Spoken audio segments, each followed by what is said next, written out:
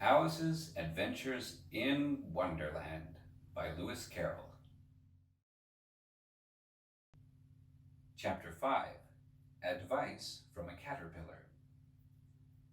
The caterpillar and Alice looked at each other for some time in silence.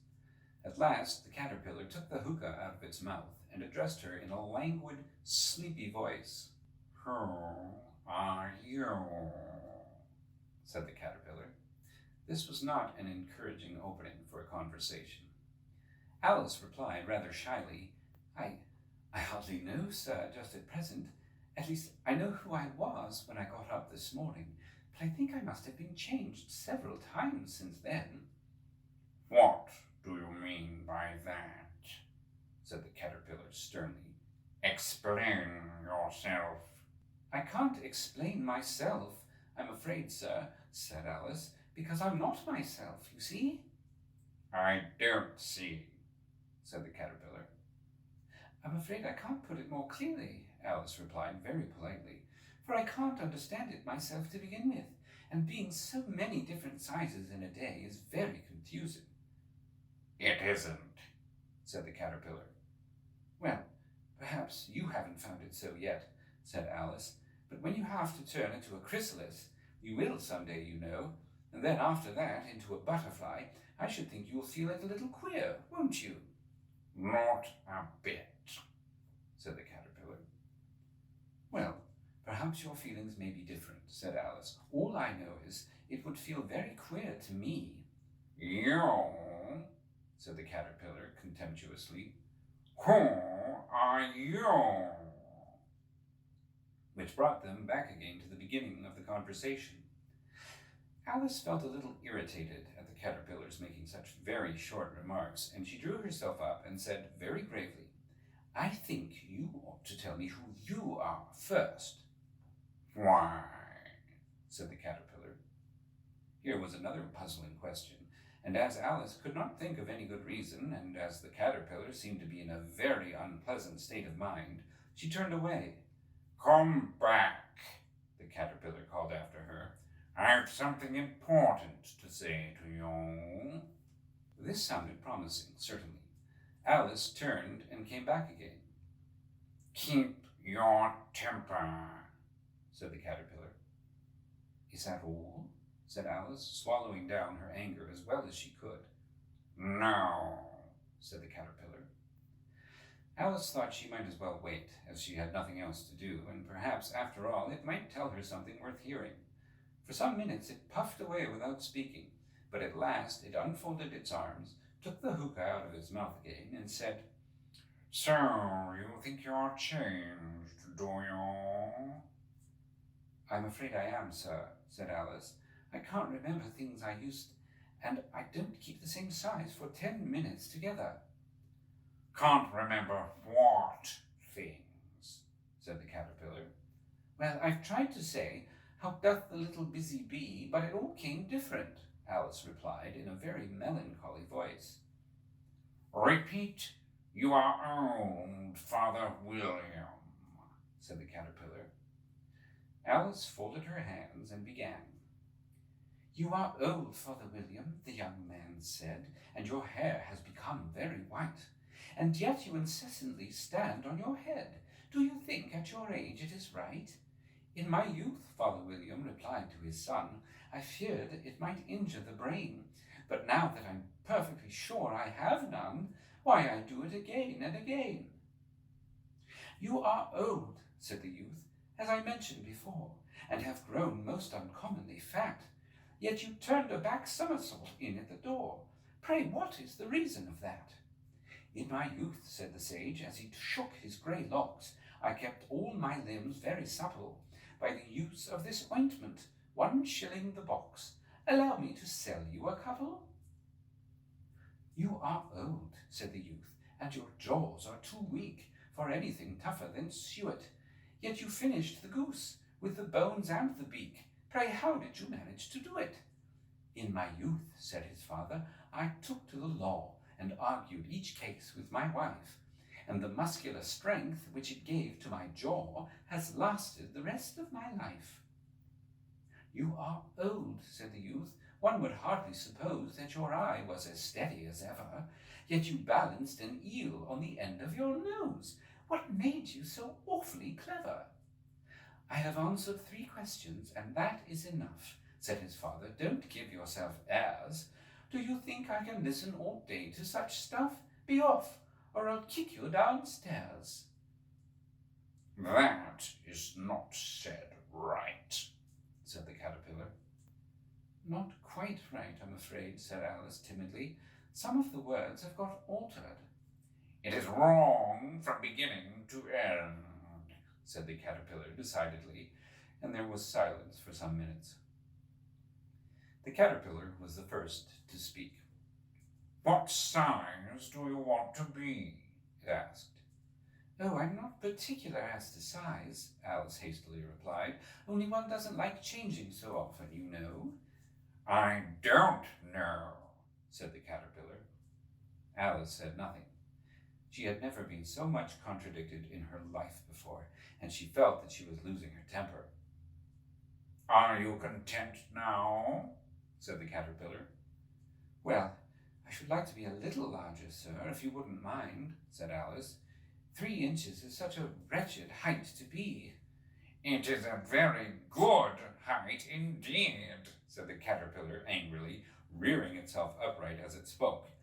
It was exactly 3 inches high. "But I'm not used to it," pleaded poor Alice in a piteous tone, and she thought to herself, "I wish the creatures wouldn't be so easily offended." "You'll get used to it in time," said the caterpillar, and it put the hookah into its mouth and began smoking again. This time Alice waited patiently until it chose to speak again. In a minute or 2, the caterpillar took the hookah out of its mouth and yawned once or twice and shook itself. Then it got down off the mushroom and crawled away in the grass, merely remarking as it went, "One side will make you grow taller, and the other side will make you grow shorter." "One side of what? The other side of what?" thought Alice to herself. "Of the mushroom," said the caterpillar, just as if she had asked it out loud, and in another moment it was out of sight. Alice remained looking thoughtfully at the mushroom for a minute, trying to make out which were the 2 sides of it, and as it was perfectly round, she found this a very difficult question. However, at last she stretched her arms round it as far as they would go, and broke off a bit of the edge with each hand. "And now which is which?" she said to herself, and nibbled a little of the right-hand bit to try the effect. The next moment she felt a violent blow underneath her chin. It had struck her foot.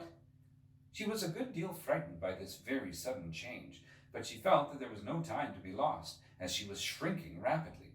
So she set to work at once to eat some of the other bit. Her chin was pressed so closely against her foot that there was hardly room to open her mouth, but she did it at last, and managed to swallow a morsel of the left-hand bit.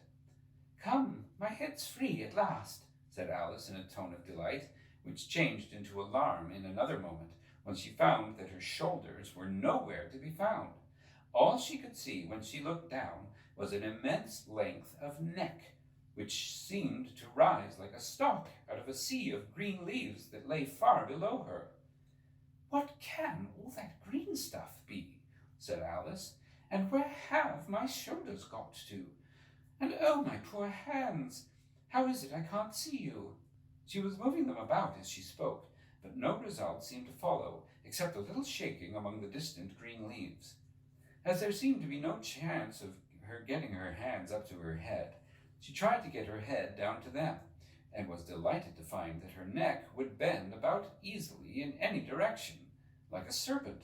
She had just succeeded in curving it down into a graceful zigzag, and was going to dive in among the leaves, which she found to be nothing but the tops of trees under which she had been wandering, when a sharp hiss made her draw back in a hurry.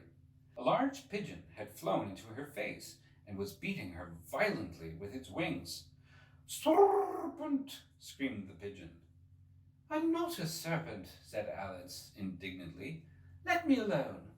"Serpent, I say again," repeated the pigeon, but in a more subdued tone, and added with a kind of sob, "I've tried every way, and nothing seems to suit them. I haven't the least idea what you're talking about, said Alice. I've tried the roots of trees, and I've tried banks, and I've tried hedges, the pigeon went on, without attending to her. But those serpents, there's no pleasing them. Alice was more and more puzzled, but she thought that there was no use in saying anything more till the pigeon had finished. As if it wasn't trouble enough hatching the eggs, said the pigeon. But I must be on the lookout for serpents night and day. Why, I haven't had a wink of sleep these past 3 weeks. I'm very sorry you've been annoyed, said Alice, who was beginning to see its meaning. And just as I'd taken the highest tree in the wood, continued the pigeon, raising its voice to a shriek, and just as I was thinking I should be free of them at last, they must needs come wriggling down from the sky. Oh, serpent! But I'm not a serpent, I tell you, said Alice. I'm a... Well, what are you? said the pigeon.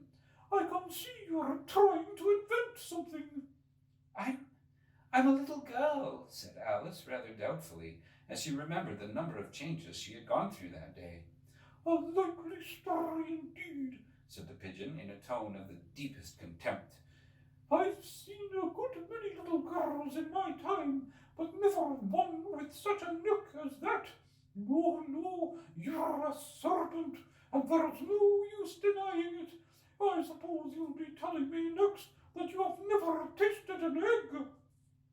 I have tasted eggs, certainly, said Alice, who was a very truthful child. But little girls eat eggs quite as much as serpents do, you know.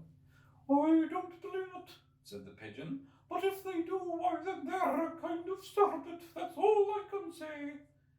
This was such a new idea to Alice that she was quite silent for a minute or two, which gave the pigeon the opportunity of adding, You're looking for eggs, I know that well enough, and what does it matter to me whether you're a little girl or a serpent?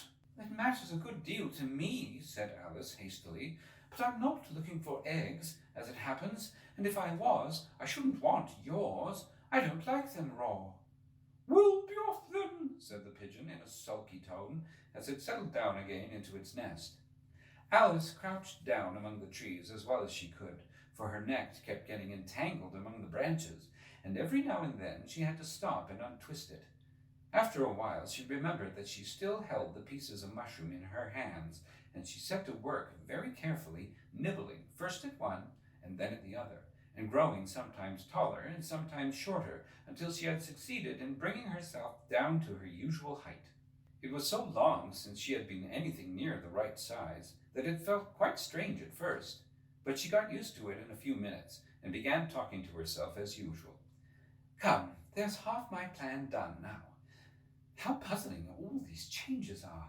I'm never sure what I'm going to be from one minute to another.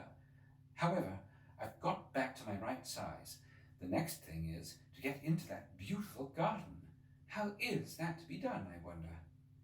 As she said this, she came suddenly upon an open place with a little house in it about 4 feet high. Whoever lives there, thought Alice, it'll never do to come upon them this size. Why, I should frighten them out of their wits. So she began nibbling at the right-hand bit again, and did not venture to go near the house till she had brought herself down to 9 inches high.